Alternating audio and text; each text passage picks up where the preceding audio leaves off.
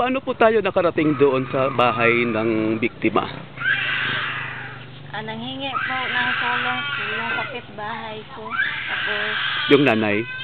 yung nanay nanghingi ng tulong sa akin. Tapos bigla akong tumakbo sa kanila. Tapos nakita ko yung anak niya, karga niya, nawala ng malay. Tapos binigay niya sa akin kasi yung isang anak niya nangingitim na din. Tapos umiiyak. Yung bunso? Yung Dalawa po yung biktima dito. Tapos yung isa patay na. Yung isa, inano ko pa yung isa, pinusuhan ko pero wala ng pulso. Wala ng Inano pulso. ko pa, ako pa siyang gipam. Oo. Kaya para lang jud nga kanang makuan ba.